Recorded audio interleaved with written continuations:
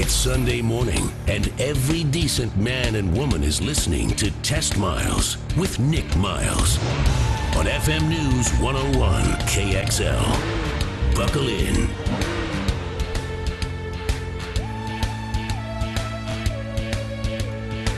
As stated, it is Sunday morning and time to talk cars for the next 60 minutes on your weekly automotive experience. I'm Nick Miles, and you are listening to America's automotive radio show, Test Miles, locally created and nationally celebrated. We've assembled a team of car freaks at the station to enlighten you with witty banter, useful information, and fun automotive topics. Our team in the studio this week is Oli, the Viking Volvo seller. You're back again this week. Yes, I am. Good day. You had some crud last week.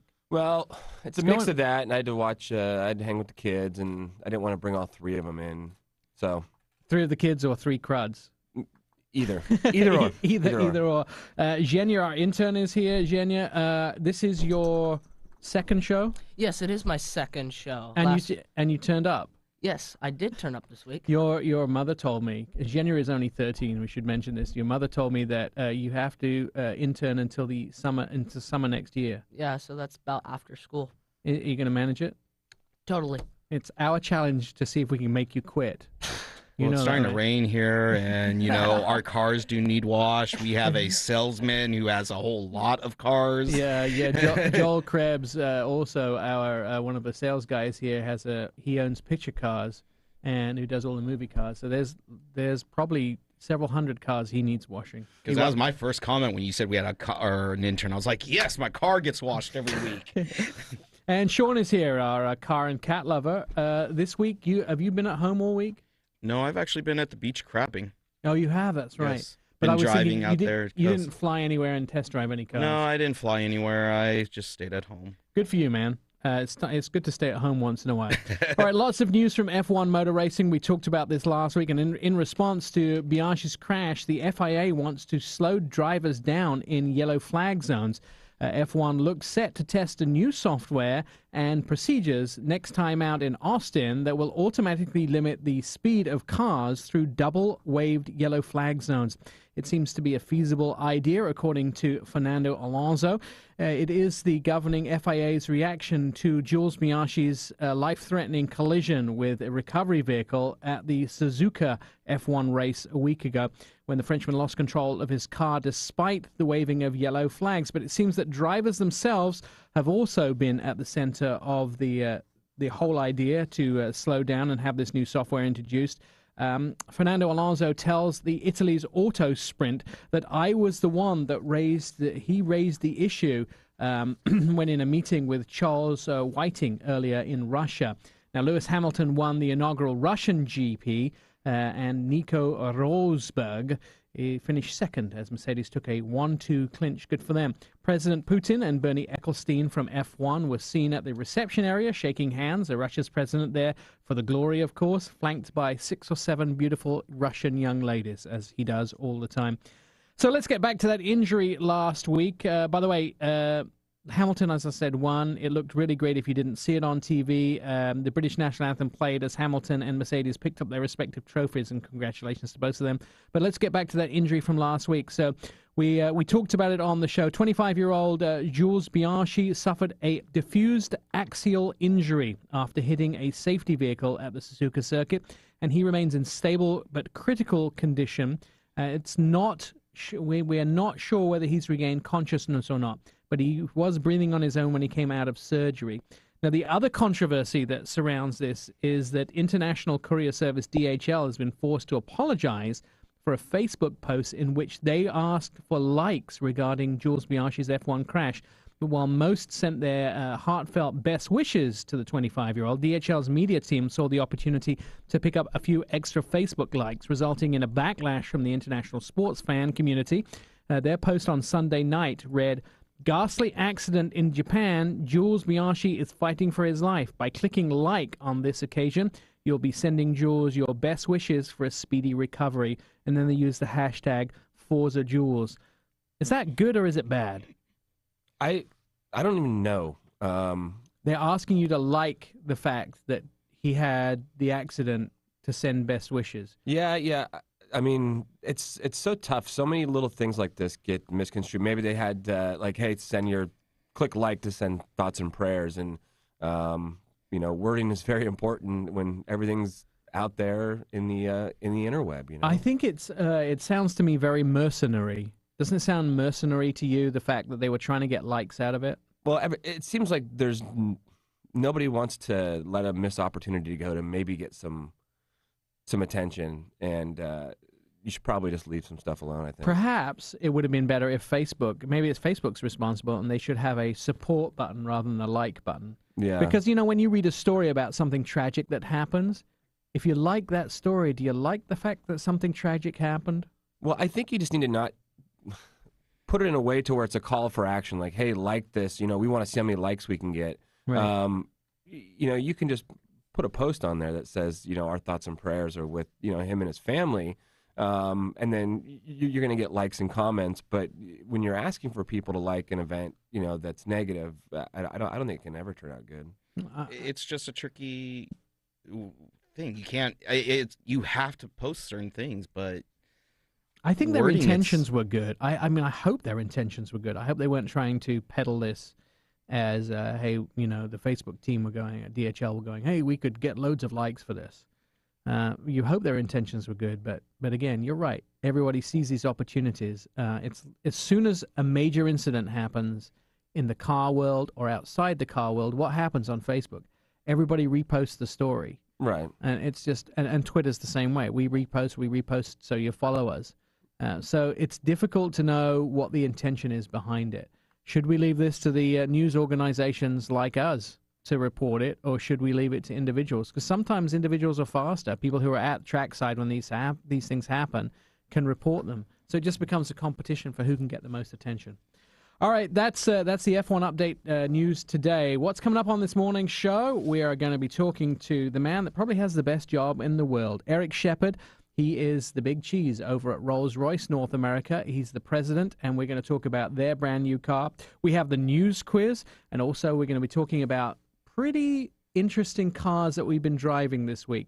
One of them, one end of the scale, $250,000. The other one at the other end of the scale, about $20,000. So a big difference in you could actually have maybe, 12 versions of one car? Yeah. Or one version of the other car. We'll be talking about that and what we've been driving this week. Oli has his deal of the week. You're listening to FM News 101 KXL. This is Tess Miles, and I'm Nick Miles.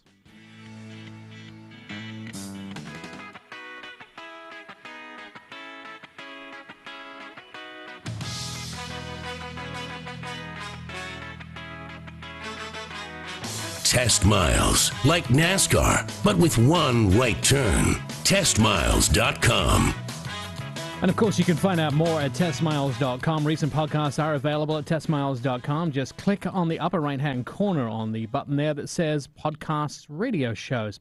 Here is a fun fact for you you can impress your friends with. The first automobile race happened in 1895.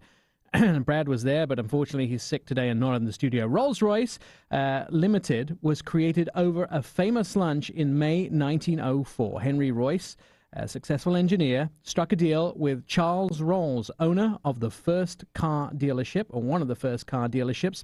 The rest is basically history. The ensuing series of 2, 3, 4, and 6-cylinder cars broke the mold for engineering and craftsmanship. And the Silver Ghost, launched in 1907, was a car of legendary smoothness that competed in a 14,371-mile race, a non-stop race. Created the best car in the world legend from that race. And now the Ghost's designers were inspired by a photograph of Don Carlos de Salamanca in the 1913 Spanish Grand Prix. His serene expression after winning the grueling 190-mile race in his Rolls-Royce Silver Ghost suggested the simple and effortless driving experience that he had. And they are basically recreated in the 21st century Ghost. I was recently on a Rolls-Royce Ghost event. We went to Dallas, Texas last week for the introduction of the Rolls-Royce Ghost Series 2. And joining us on the show this morning is the guy with the best job in the world. Eric Shepard is president of Rolls-Royce Motorcars North America. Eric, welcome to the show. Thanks for having me, Nick. It's a pleasure. Eric, your customers didn't really want you to change the vehicle very much, so you made minimal changes to updating it, didn't you? Yeah, whenever we look at the time to update a vehicle, we do it very carefully and in a very measured approach.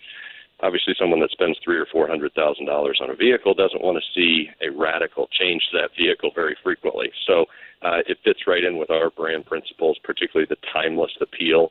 So as you got a chance to see firsthand in Dallas, the approach that we took is exactly that. It's very measured, very careful, yet incorporates all the latest technology and gives the car a very refreshed and refined look, yet does not take away at all from the previous Ghost. And if you put the two of them side by side, you would certainly see the very careful resemblance between the two. So what is new on the Series 2? You know, when you look at the front end in particular, everything from the windshield, we call it the A-pillar, as you know, everything forward of that, all the new sheet metal there is completely new for this model. The dimensions really haven't changed on the car, so, you know, through the appearance and through some of the technology in the headlights, such as the unbroken daytime running light, you know, we gave it a very significant and a dynamic look to that front end, and we moved the headlights out to the sides a little bit, so it gives it the appeal or the appearance of a bigger vehicle, yet the dimensions overall haven't changed. And then on the grille and the bumper, we made them a little bit larger, a little bit higher. We took our Spirit of Ecstasy and leaned her forward just 5 to 7 degrees to give it a little bit more of an aggressive stance. And it just those subtle little things change the overall appearance and the dynamic view of that vehicle. Definitely in love with the vehicle. I mean, I was in love with the Series 1, but definitely in love with the Series 2 as well. But Rolls-Royce is so much more than the car. It's kind of a state of mind as well. So what does Rolls-Royce mean to a customer who buys this vehicle? Our customers are certainly among the most successful in their fields, whether it be an entrepreneur that has developed a company and has taken it public, or whether they're athletes or celebrities. So the vehicle itself is a recognition of kind of the reward for their own hard work and their own success. And the beauty of it is that so many of our customers now are truly self-made. Over 80% of the customers that we see every day are self-made, wealthy entrepreneurs or business people, and they're rewarding themselves that way. So when they're taking their Ghost home, it's kind of an extension of that success that they see during the business day, and it's a bit of a respite, for that hour or so commute that they have on the way home. And definitely through the success of the Test Miles radio show, I'll be buying one for everybody in the studio here. The design, it's sort of designed for the entrepreneur, though. You talk about the success level of these people, but even when you get into the back of the car, it can be used as somewhere to rest while you transport it between two different locations, or it can be used for something like an office away from the home, and you can dial this vehicle in. You have the picnic tables, you have the whole technology that pulls you into the back, and you can work as well, right? It's truly created for every potential need for a business person. We like to refer to it as the ultimate successful business person's business tool. And yes, whether you're driving it yourself, it gives you that invigoration of what you're actually experiencing and driving, or if you're being driven and you're enjoying the ride from the rear compartment, you have everything there that can continue your workday if needed, even have a business meeting in the rear compartment of the vehicle, and truly be an extension of your workday. I know that looking through the vehicle, there's some very significant things to me that nobody else really does. Because of the wool carpets in the back, I've always been encouraged to take, and in the front for that matter, I've been encouraged to take my shoes off when I get in and drive the vehicle, because you've really made it luxurious for everywhere, including the feet, haven't you? We really have. It is very tempting. I have to fight it to keep my shoes on while I'm driving, but my wife certainly encourages me to kick those shoes off when we're in the seated in the rear compartment. As we went to an event this Friday night and happened to have the opportunity to be chauffeured, so that we could both enjoy that. And you definitely get spoiled feeling that super thick lamb's wool carpet in the back and run it through your toes. It's truly a luxurious feeling. And then the leather of the seat on the seats. I mean, you take the leather from bulls. You take so there's no stretch marks. You take the leather from animals that are above a certain height, 1,500 feet, I believe it is. So there's no mosquito bites in the hide. And then you really, when you color the leather, you soak it in the dye. So if it gets scratched, there's no damage. You can't see the damage on a mild scratch on the inside of the car. And that must take hours and hours of extra work to make this vehicle so perfect. I would put it more in the days and weeks of extra work. Whatever we do, whether it's leather, wood, technology, we don't do anything that is not totally measured and totally done over the top for our customers. As you've seen and heard from us over time, one of the principles we live by is strive for perfection in everything we do. And that doesn't matter if it's the small knob on the heating and ventilation system, whether it's a button to roll down the window, or if it is the absolute thing that you're going to touch most often, and that is the leather seating surfaces. We truly go out of our way to make sure that every single piece of that car is perfect, and it doesn't matter how long it takes. And not only that, Eric, you guys, your engineers back in Goodwood in England have pushed forward with some very intuitive pieces of engineering. Your transmission, the adaptive transmission in the vehicle, uses the GPS system to decide what gear you're in, right? It does. I like to refer to it as your own personal butler handling your transmission, because it is reading through the GPS system and the satellite the satellite navigation system. The transmission is anticipating your needs, and if you're setting up into a turn that is going to be continuing to be a sweeping turn and you're going to exit that, and the car knows exactly how you like to drive, it's going to anticipate it, downshift before you need to shift, and it's going to be in that right gear to keep helping you drive the way you want to drive. The last thing we would want to do is to have a customer feel that when they have to push down on the pedal, there's any sort of delay while a gear is being found by the transmission and allow the car to kind of wind up and accelerate that way. That wouldn't be appropriate for a Rolls-Royce customer or for the brand experience that we deliver. So this is a perfect matching of new technology with the design and needs of our customers, the way they want to drive. As we quickly approach the end of you, because we're running out of time, tell me a little bit, Eric, about how well Rolls-Royce are doing. We're very spoiled in that we don't ever chase volume.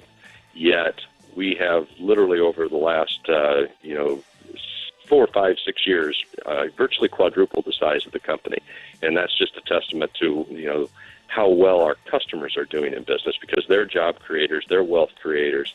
And that transfers over into our world, where this year we're going to sell probably a little bit north of 4,000 vehicles globally, and that'll represent a 5-year trend here for record sales. So we're very excited about where the business is going. But again, being a true low-volume niche player, that's not our goal. It is just truly to build the best motor cars on the road today and to be a profitable company doing so. Eric Shepard, thanks so much for joining us this morning. You can follow Rolls-Royce at Rolls-Royce on Twitter, or Eric's Twitter handle is PVBShep, SHP. You're listening to Test Miles. I'm Nick Miles.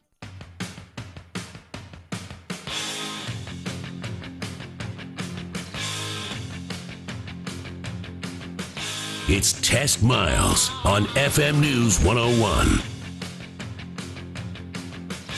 Sunday morning on FM News 101 KXL. This is Test Miles, Portland's automotive radio show at testmiles.com. Try following us on Facebook. There is a fun fact here for you so you can impress your friends with. You can play Pong on the navigation system in your Saab car. If I'd known that, I'd have never got out of the car. That's exactly how that would have worked for me. All right, how much do you know about what happened in the world of automotive this week? This is the part of the show where we test the in-studio crew on their knowledge of automotive news in our news quiz. So here is question number 1. Teams, are you all ready to go? Yes. Everyone have their buzzer or their not buzzer or whatever they're doing? Yes. What happened to Tesla after showing off their new safety feature? Sean. After showing their safety features, which they included an all-wheel drive and a autonomous driving, their stocks fell. And do we know why? I don't know, but they went down 7.8% and almost $20 worth in value Friday. and this seems strange to me. When you introduce a new car, there must have been another reason behind this. Maybe they won't be able to produce it. I'm not sure. But sorry, Tesla. Kia will soon be competing with what Audi's with Audi's A7 with what new car? Genya. That would be the Kia GT that they showed off in 2011. It's a 390 horsepower rear-wheel drive sedan. It's supposed to rival the Audi A7 coupe-like sedan. Now, this was a concept car, right? Yes. I've seen pictures of this concept car. Now, the interesting thing is they announced at some point that they weren't actually going to make it. No, but they just announced last week that they are going to make it. So they've done a complete 360 on this one. Well, or yes. 180. They probably had to see sales from the K900 and how well they're doing. By the way, I mean, they even just got LeBron James in a commercial with the K900, so kudos to them for getting a big name in their car. I will tell you that Michael Sprague, the head of Kia marketing, is probably the biggest genius, or one of the biggest geniuses in marketing, because that company has done so well, and they've positioned it so well, and people really understand. And when I was on that recent launch with Kia, telling us that they were actually ahead of quality, 6th in the world in quality. Most people still have that idea in Kia in their head that Kias are not good quality cars. When it comes down to a J.D. Power Associate quality measurement, they're doing extremely well. So thumbs up to Michael and his team. Ford investors are hating which new product? Oli. That is the upcoming new F-150, and a lot of it has to do where they think it's going to be a great product. They just think it's going to be less profitable than they anticipate. You know, stuff as far as it basically comes down to, I think, the fact that steel is easy and aluminum is going to be tough, and you're going to have a lot more rivets and adhesives and things like that, and just the whole process of having a new truck. But companies like Jaguar have been doing aluminum for a long time. Maybe they're just not on the scale of Ford. And Jaguar's sales are doing what now? Yeah, but it's not because of the aluminum. It's it's the production. But the issue is a lot of people are doing aluminum vehicles. I just don't understand why it's maybe because F-150 is the number one selling vehicle in the United States. Well, I think a lot of it has to do with the amount that they're anticipating. They're anticipating 650,000 F-150s being made. You look at like a Range Rover, something like that, you're talking about 95,000. And an issue with something like a pop rivet gun, things like that, just basically stop all production until that's fixed. So I think it has a lot to do with mass manufacturing, getting it out there, the cost, and all of those things.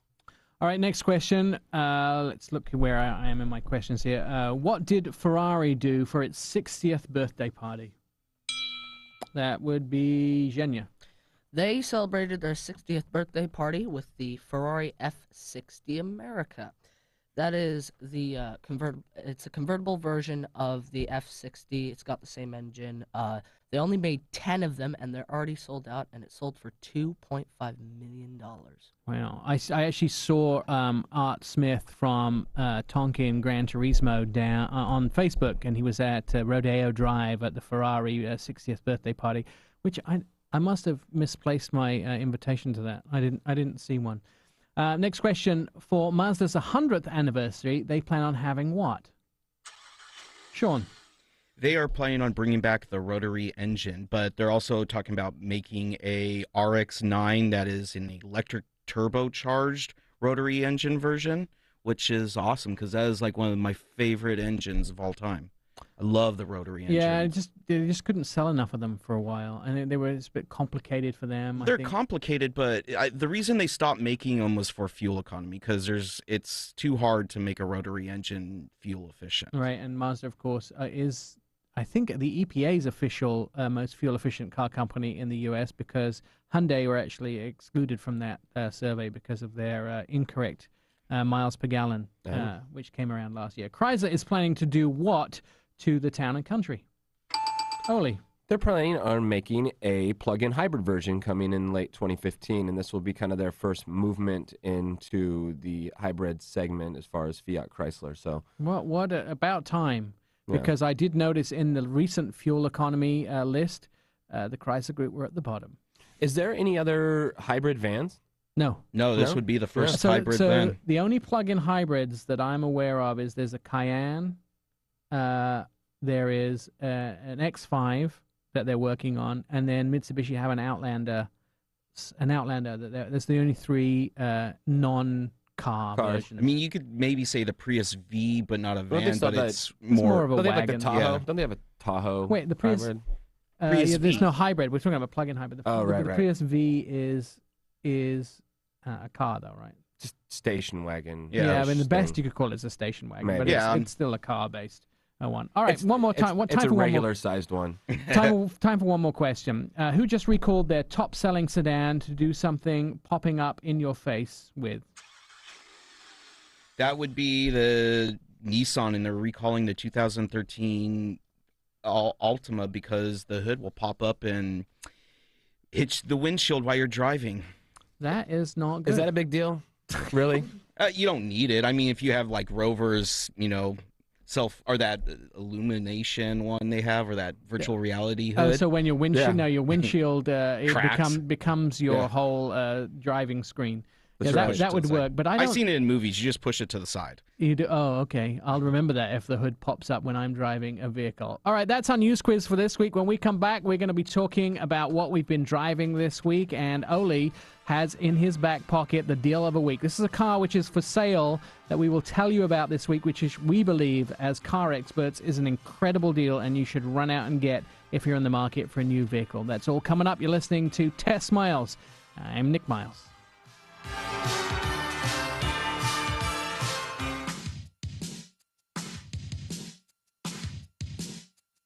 Throw it in neutral and coast in with testmiles.com.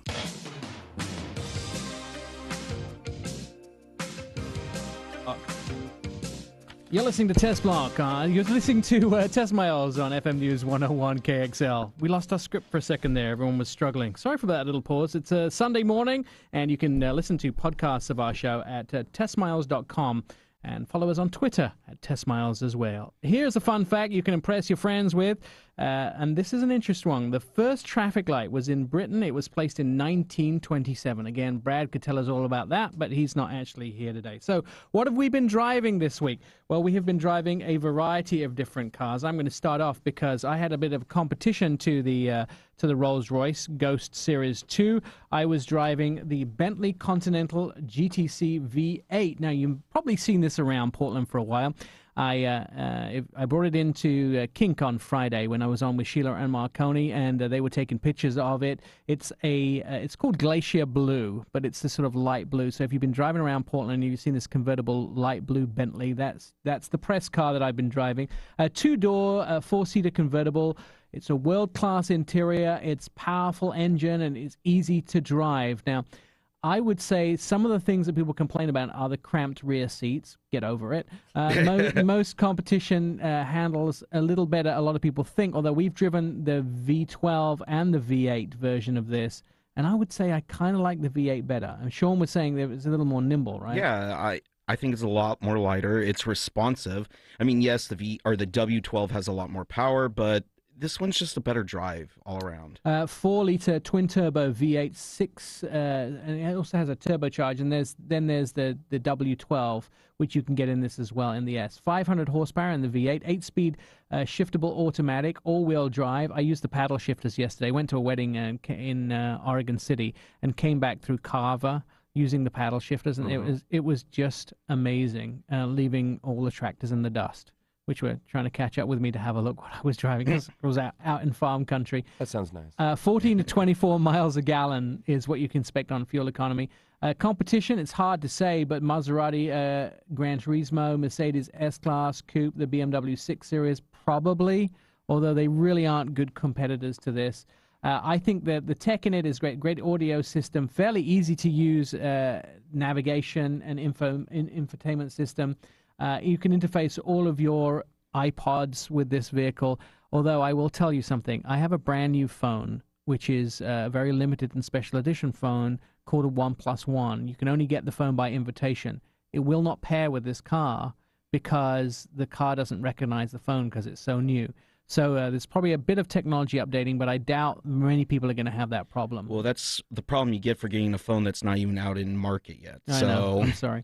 And navigation system with Google Maps compatibility and real-time traffic info included as well. The price of the one we have outside is starting price of $216,200.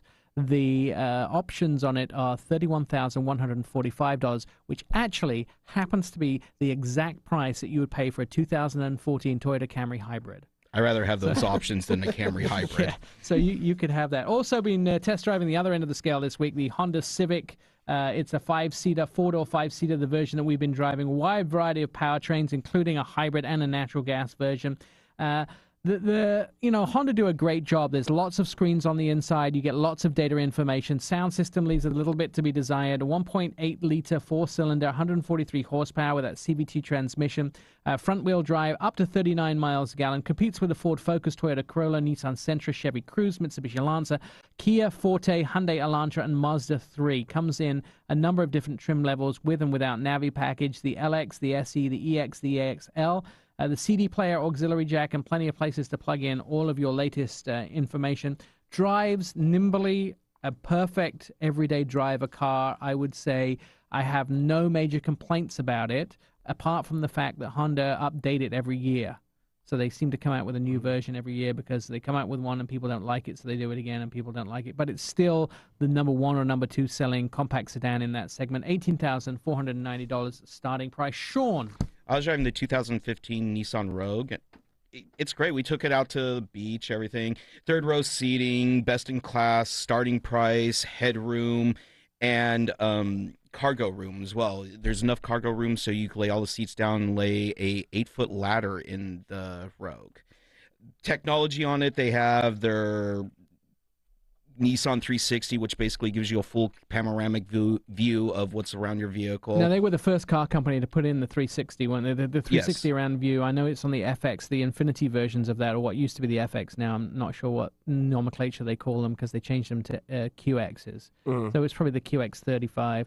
But I noticed the new Ford F-150 has the same technology as well. And a lot of now. people are copying it. There's a few other manufacturers that are putting it in. And it's a great thing because, especially when you're pulling into tight spots, it gives you all corners, everything, so you could see if you're going to come up and hit a curb or hit something that you might not just see because the car sits up so high. My likes on it is definitely the zero-gravity seats, which are designed by NASA, and they were some of the most comfortable seats out there. Handles really nice with the all-wheel drive. The only bad I do like or have against the car is the exterior. Nothing wrong with it. It just blends in with every other SUV out in there. Starting price is $22,000, which is about $500 cheaper than their next competitor. And then I give it about an 8 out of 10. I think that's probably a good and fair thing to do. They're going to sell hundreds of these vehicles. They are actually 16th out of this year of selling this vehicle out of all cars. It is number 16 sold. Yeah, it's Nissan are just hitting it out of the park now. They sort of towed this middle line a bit like VW, where they were trying not to do anything too extravagant and not anything too boring. They try to hit it just down the middle of the line, what America wanted. They've hit it right on the money. And I will tell you anything, the older I get, the more happy I am to have things like seats that are designed by NASA because my backside is always uncomfortable. I've even, you know this, Sean, I threw my hip out racing Jags down at Willow Springs in LA because as you get older and you come around corners really fast and you maybe take a corner a bit hard and hit the edge of the track, I just jolted myself just a little bit too much. And so any seats that are cushy and comfortable, I know now why grandparents used to buy these big old squishy cars, because as you become more fragile as you get older, you can't sit in those Recaro seats anymore. It's just too tight to fit in them. Did you get one of the? Do you have one of those squishy toilet seats yet? No, but Those are nice. Yeah, I should probably get one. The Japanese they have the toilet seats nailed down. They're always heated. And all those things like heated, squishy, foamy toilet seats. That's awesome. I could do a Sean's whole standing hour. up now. I could do a whole hour about toilet My back's seats. trying to hurt talking about the squishiness of this chair and everything. So very nice seats in that car as well. All right, Oli, deal of the week. It's courtesy of Seaport Auto, which is seaportauto.com down in McLaughlin. They have a 2007 Toyota Tacoma. It's a double cab SR5. Loaded, very well equipped, just over 62,000 miles, and it's $23,988 silver. and a good price too as Yeah, well. it's got and custom wheels and tires, bigger wheels and tires. You have a really hard time finding Toyota Tacomas. They are very rare. So that's the Popular. deal of the week. Where is it again, Ollie? Seaportauto.com on McLaughlin Boulevard. All right, that's your deal of the week. If you're looking for a truck, hurry up and buy it. We're always online at testmiles.com. We'll be back next week with some interesting trivia about Bill Cosby, who Brad's been driving around, and we'll talk to Mark Schultz from the Ferrari Club, and he'll sell you a home with multiple garages. That's all coming up on next week's show. Until then, I'm Nick Miles. Favorite us, tweet us, friend us, love us, all at testmiles.com.